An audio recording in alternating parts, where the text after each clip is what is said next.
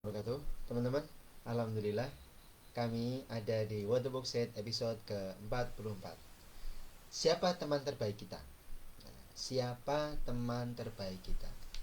Kalau saya diskusi dengan istri, dengan anak-anak, bahwa teman terbaik kita saat ini ya anak-anak, istri, keluarga gitu. Nah, ini yang kemudian kami cari apa bentuk interaksi yang paling baik. Karena saya meyakini rumah itu adalah media agar kami bisa melakukan seni mencintai ala Erich Fromm.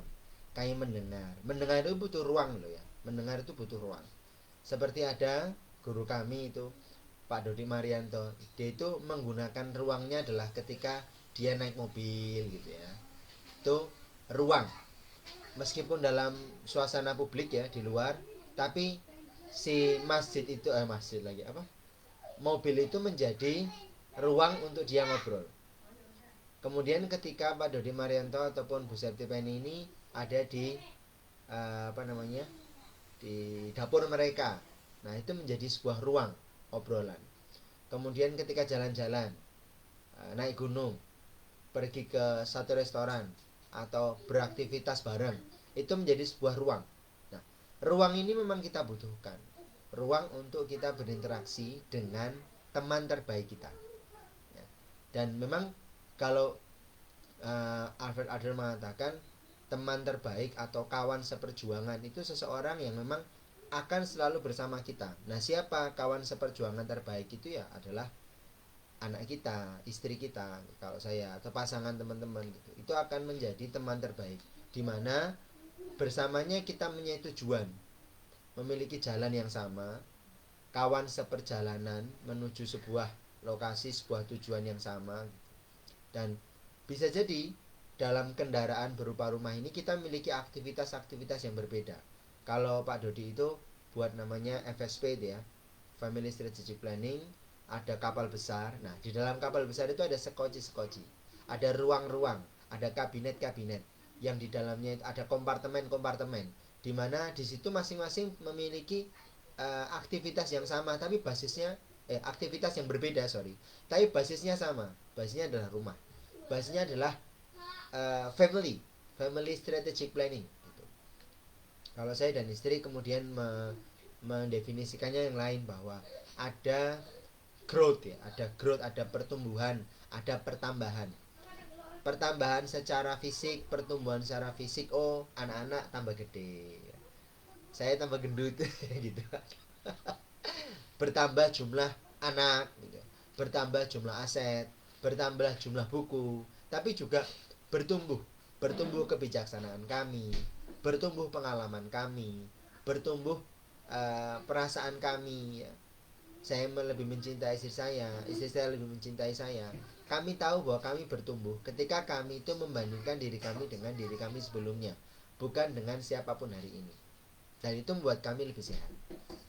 Buku ini, Up and Down, itu adalah menceritakan tentang bagaimana dinamika itu terjadi, naik turun dalam kehidupan hubungan interpersonal. Kalau Alfred Adler menyampaikan hubungan interpersonal antara dia sebelumnya menyampaikan bahwa masalah-masalah yang kita hadapi itu berawal dari hubungan interpersonal. Dan hubungan interpersonal antara saya dengan istri itu adalah hubungan benang merah. Kami akan semakin saling mencintai ya, dalam seni mencintainya Erich Fromm itu, jika kami menemukan lebih banyak benang merah, benang merah, benang merah yang baru. Yang kami rajut benang merah itu menjadi kain. Yang kain itu kami rajut menjadi apa? Pakaian. Yang kemudian saya menjadi pakaian bagi istri saya, dan istri saya menjadi pakaian bagi saya. Saya ridho terhadap istri saya, dan istri saya ridho pada saya. Karena hubungan benang merah yang kami rajut ini menjadi pakaian, menjadi ageman, menjadi garwo si garaning nyowo, kemudian kami akan insya Allah menikmati bonus waktu yang indah, lalu menghadap kehadiran Allah SWT dengan keridhoannya, keridhoan Allah gitu. Karena kami saling mencintai, kami saling meridhoi. Terus bagaimana hubungan interpersonal antara kami dengan anak-anak? Itu seperti rantai yang kaku. Kalau benang merah tadi itu bisa diputus kalau tidak diperkuat. Kalau tidak dirajut, kalau tidak dijalin itu bisa lebih mudah putus. Tapi kalau yang namanya dengan anak, walaupun tidak dirajut, walaupun tidak dirawat, hubungan dengan anak itu tidak akan pernah hilang. Karena dia rantai yang kaku. Tidak ada bekas anak, itu nggak ada.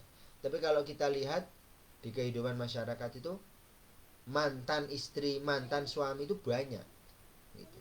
Tapi kalau mantan anak itu nggak ada. Status anak itu seperti rantai yang kaku, hak waris.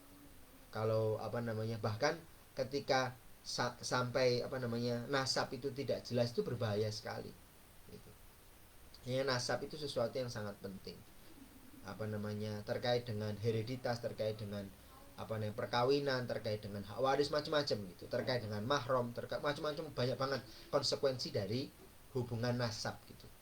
Tapi ketika dengan hubungan suami istri itu benang merah tadi, sehingga harus terus menerus kami rajut untuk mendapatkan jalinan-jalinan benang baju yang kelak akan kami jadikan sebagai ageman atau garwo, sesuatu yang saya menjadi selimut bagi istri saya dan istri saya sebagai selimut bagi saya.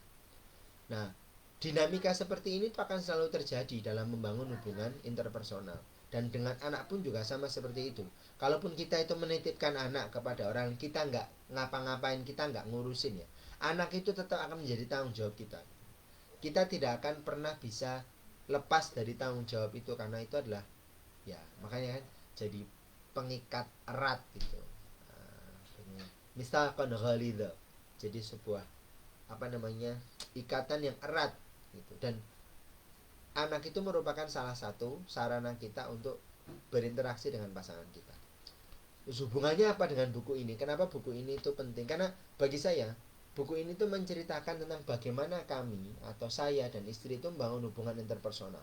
Saya dan istri sangat berbeda jauh dari dunia, dari sikap, cara berpikir. Kayak misalnya saya begitu senang untuk bertemu dengan orang, sedangkan istri saya sangat tidak senang bertemu dengan orang. Istri saya sangat bersemangat ketika bertemu data dan barang, sedangkan saya lemes-lemes gitu kalau bertemu dengan data dan barang. Karena perbedaan inilah ibaratnya itu sama seperti ini. Seseorang yang berteman, tapi pertemanannya itu sangat berbeda. Ini kan sangat berbeda ya. Bukan hanya beda jenis kelamin, bukan. Tapi ini sampai beda spesies gitu. Ini tuh Oliver Jeffers ingin menyampaikan sebuah apa namanya perbedaan yang tidak mungkin bisa di apa namanya tidak mungkin bisa di apa itu ditolak lagi. Sebab kalau misalnya ini saya bilang sama istri ya, kalau misalnya ini tuh laki-laki dan perempuan, perbedaan itu tidak akan nampak kok. Karena saat ini semua itu bicara tentang bagaimana kesetaraan laki-laki dan perempuan. Nah, kalau dibandingkan, kalau cerita ini mau dibawa terhadap tentang proses bagaimana kita memposisikan kesetaraan dan bagaimana kita memposisikan perbedaan, itu nanti akan bias. Sebenarnya ini mirip seperti wes gender itu kayak nggak nggak ada lagi kan, seperti kata Ivanilis tuh, gender itu udah mati, udah berganti dengan yang namanya jenis kelamin, dan itu sifatnya ada seksis, sifatnya itu hanya berdasarkan apa ya, ya oh laki-laki dan perempuan tuh sekedar dianggap sebagai jenis kelamin toh, tidak muncul dalam ruang-ruang gender kayak dalam industri misalnya. Tidak ada bedanya seorang operator laki-laki dan operator perempuan, keduanya bisa melakukan aktivitas yang sama gitu. Tapi kalau dalam ruang-ruang misalnya ruang pertanian, itu sabit yang digunakan oleh laki-laki itu berbeda dengan sabit yang digunakan oleh perempuan. Cangkul dipakai sama laki-laki, tapi kalau perempuan untuk membersihkan rumput pakainya cungkil. Kalau laki-laki pakai sabit besar, kalau perempuan pakai ani-ani. Terus cangkulnya berbeda. Terus perempuan itu tidak membajak sawah, ya, tapi dia nandur, menanam sambil mundur. Kalau laki-laki yang dia membaca, bekerja keras dan sebagainya. Jadi dalam budaya agraria itu misalnya contoh, itu muncul itu di apa namanya di pertanian atau di peternakan di luar negeri pun juga sama seperti itu. laki-laki dan perempuan itu benar-benar berbeda alatnya. Ruang-ruang gender itu terpisah dengan jelas gitu. Tapi kalau dalam kehidupan kita modern ini hampir tidak bisa dipisahkan antara gender itu. Nah, di sini tuh benar-benar dipisahkan, berbeda sekali. What the book say. Terus yang kedua, selain pemisahan dari bukan hanya sekedar jenis kelamin tapi juga sampai berbeda secara spesies gitu. Si buku ini tuh bercerita tentang bagaimana ada dua orang teman, misalnya itu saya dan istri, ini konteksnya begitu. Lalu melakukan aktivitas itu bareng-bareng. Sama, saya dan istri juga melakukan aktivitas bareng-bareng. Hingga tiba saatnya ketika si salah satu dari teman itu memutuskan untuk melakukan sesuatu yang berbeda dengan yang lain. Dan saat ini penguin itu berpikir bahwa dia akan terbang. Dia akan fly. Dia akan terbang. Sesuatu yang tidak bisa dilakukan oleh si laki-laki atau si anak laki-laki itu. Dan si penguin ini berusaha melakukan terbang itu sebagus yang biasa dia lakukan dengan sayapnya. Dan dia melompat, dia berusaha keras menggunakan sayapnya, mengikatkan talinya di balon atau membuat mengikatkan badannya di balon yang lebih besar. Hingga akhirnya si laki-laki itu ingin membantu, anak laki-laki membantu, bagaimana kalau kita pakai pesawat? Karena semua cara udah nggak berhasil. Tapi ternyata pesawat itu juga tidak bisa bekerja dengan baik. Lagi pula si penguin itu ingin agar dia bisa menggunakan sayapnya sendiri, bukan sayap orang lain atau bukan menggunakan alat yang lain. Hingga akhirnya si dua orang ini menemukan buku. Mereka berinteraksi dengan buku, lalu mereka pergi ke zoo untuk mencari mencari bantuan tentang bagaimana kalau si laki-laki barangkali bagaimana menyadarkan bahwa si penguin ini tuh nggak bisa terbang, agar dia tahu bahwa bentuknya, morfologi dirinya itu berbeda, bahwa si penguin ini bagus untuk berenang, dia sangat jago berenang, tapi memang dia tidak diciptakan untuk terbang. Ada burung-burung yang memang diciptakan untuk terbang tapi sama sekali tidak bisa berenang. Nah, dia ingin bertemu dengan owl, si burung hantu. Seseorang yang diharapkan atau disimbolkan orang yang bijaksana, kira-kira begitu dalam persepsi saya. Terus kemudian si penguin ini melihat ada sebuah papan pengumuman tentang menjadi living cannonball di sebuah sirkus. Si penguin ini langsung pergi tanpa pamit kepada si anak laki-laki. Si anak laki-laki kemudian datang di tempat di mana penguin-penguin ada. Tapi ternyata si penguin sahabatnya nggak ada, dan penguin-penguin yang lain tidak ada seorang pun yang bisa melakukan permainan seperti yang biasa mereka lakukan. Pada konteks ini saya ingat bagaimana seorang Little Prince dari Antoine de Saint-Exupéry, bahwa ya dia bertemu dengan banyak mawar, tapi kalau dia berinteraksi dengan mawar itu, dia akan membuat mawar yang satu yang dia miliki di planetnya itu akan merasa cemburu, dan dia menyadari bahwa yang membuat mawarnya itu dirindukan, istimewa, itu adalah waktu yang telah dihabiskan bersama mawar itu. Kalau dia tidak memiliki, sebelumnya tidak memiliki waktu yang cukup, menghabiskan waktu yang cukup dengan mawarnya, maka dia tidak akan menganggap mawar itu istimewa. Ini sama, ternyata ya nggak ada penguin yang biasa dia berinteraksi dengannya. Dan si penguin pun ketika mendapatkan kesempatan, ya, mendapatkan apresiasi, mendapatkan afirmasi, mendapatkan kesempatan, peluang untuk bisa terbang menggunakan cannonball itu tadi di sirkus, dia tiba-tiba menyadari bahwa dia tidak tahu di mana temannya dan bagaimana caranya dia nanti akan pulang. Wah, ini dalam ini. Kalau Terelia itu menggambarkan kisah seorang bujang, ya, yang dia itu tidak tahu atau dia menyadari bahwa dia punya tempat untuk pulang, yaitu kampungnya di Talang gitu, bersama dengan ibunya, bersama dengan ayahnya. Tapi kemudian ketika ibunya meninggal, ayahnya meninggal. Kopong itu menceritakan itu ya, dan bujang itu bingung gitu, kemana saya akan pulang gitu. Karena dia nggak tahu tempat di mana dia pulang. Kemudian di novel kedua, novel Pergi, dia ingin menemukan kemana dia akan pergi.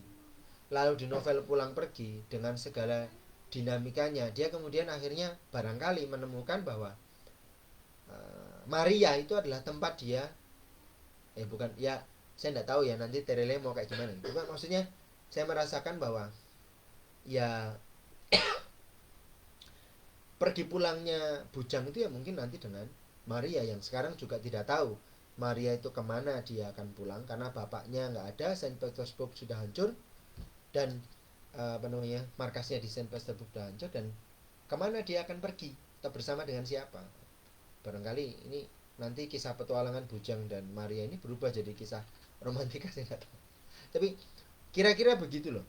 Ketika kemudian saya membaca ini, saya mengimajinasikan pada posisi ya, ketika saya itu terpisah dengan keluarga saya sebenarnya rindu gitu. Kayak saya membangun jaringan, membangun network. Itu saya berharap network yang saya lakukan ini, yang saya bangun ini akan dimanfaatkan oleh anak-anak saya. But how gitu. Tapi gimana gitu. Di sini dia bilang kan, but suddenly he realized he didn't know where his friend was or how to get home. Ketika saya misalnya pergi ke Malang, pergi ke Bandung, pergi ke apa namanya ya Jogja, kota-kota yang kemudian saya sedang membangun jaringan di sana, saya berpikir bahwa nanti saya akan membangun jaringan ini bermanfaat buat anak-anak. Tapi but how gitu. Tapi gimana sih uh, hubungan interpersonal itu akan dilakukan gitu. Sedangkan ketika saya berinteraksi dengan orang lain itu ya hubungannya capek banget gitu loh. Dan hubungan interpersonal yang saya lakukan bersama orang lain itu membuat waktu saya terbuang bersama mereka, bukan untuk mawar saya gitu loh, bukan untuk anak-anak saya yang ada di rumah, bukan untuk istri saya yang ada di rumah. Nah, bagaimana saya akan menganggap bahwa istri dan anak saya itu berharga dan bisa memanfaatkan jaringan-jaringan yang saya bangun kalau waktu saya itu bukan untuk mawar-mawar saya gitu. Sedalam itu bagi saya. Dan malam itu si penguin merindukan, dan si laki-laki pun juga tidak bisa, si anak laki-laki pun juga tidak bisa apa itu namanya tidur, ya, tidak bisa tidur. Jadi di sini si penguin itu juga diibaratkan sebagai he ya, dengan kalimat he berarti setara, sama-sama laki-laki gitu. Tapi kalau saya sama istri itu membandingkannya ya bukan tentang laki-laki atau perempuan, itu sesuatu yang benar-benar beda gitu. Seperti saya dan istri. Nah, pada pagi berikutnya, hari berikutnya itu dia menyadari si anak laki-laki ini mencari si penguin ke berbagai tempat, termasuk ke bandara. Barangkali si penguin ingin numpang di pesawat itu gitu. Dia ketemu, oh ini ternyata dia jadi cannonball. Dan tiba saatnya ketika hari pertunjukan malam itu, sudah tidak ada waktu, semuanya sudah terlambat, dan si penguin itu akan mewujudkan mimpinya. Tapi pada detik itu si penguin itu berpikir, apakah benar ini sesuatu yang saya cari? Pada detik ketika saya mendapatkan apresiasi dari astral, dari Krenova Litbang Banyumas, dari Pegadaian Syariah, saya berada pada titik apakah benar ini yang saya cari gitu. Investasi uang sudah saya investasikan, tapi apakah benar ini yang saya cari? Hubungan interpersonal sudah saya bangun, networking sudah saya bangun, apakah benar ini yang saya cari? Saya berada pada titik itu, dan memang sudah tidak ada waktu untuk kembali. Saya tidak bisa merangkai kembali waktu ketika yang saya hilangkan bersama orang lain gitu. Ketika saat itu ya 2018 itu Imron baru saja lahir, tapi saya sibuk mengurusi orang lain. Kemudian di 2019 di puncaknya ya di 2020 saya menyadari anak saya Imron itu tidak akan berulang waktunya. Dan kalau saya tidak membuang waktu saya, menghadirkan waktu saya untuk Imron, saya akan kehilangan kesempatan untuk membangun rantai yang kaku. Saya akan kehilangan kesempatan untuk menjadikan Imron yang teristimewa bagi saya. Padahal Imron nanti itu adalah yang menggantikan saya dalam hal nasab. Saya itu tidak terputus, insya Allah, karena ada Imron, ada Ibrahim gitu. Tapi kalau saya itu tidak punya Imron dan tidak punya Ibrahim, tidak tidak dikaruniai Imron dan Ibrahim, saya itu abtar, terputus dalam nasab gitu. Tapi Allah kemudian menyayangi saya dengan saya itu masih disebut. Nanti ada nama Imron Abdurrahman bin Arif Budianto, Ibrahim Abdul Muiz bin Arif Budianto. Ini kan suatu nikmat karunia dari Allah. Allah tidak ingin menghilangkan nama saya dalam nasab. Dan saat itu si penguin, it was too late. He took off like a bullet. Dia meluncur sebagaimana sebuah peluru. Si temannya tergopoh-gopoh datang, membeli tiket, menyerahkan kepada petugas. Lalu dia melihat, wow, keren banget, bisa terbang seperti yang penguin itu impikan. Tapi bingung, si penguin itu nggak tahu. He was terrified. Dia sangat takut ketika terbang itu. Sama seperti saya. Kalau nanti saya terbang menjadi orang yang super sukses, apa yang akan terjadi gitu.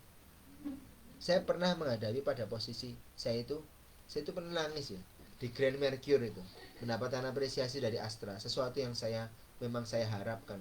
Tapi ketika saya di sana wajib matikan HP ya, saya nggak bisa berhubungan dengan keluarga saya, off gitu, like a bullet. Saya melesat gitu, siap-siap melesat, digodok di entrepreneur camp sama Jaya Setiabudi.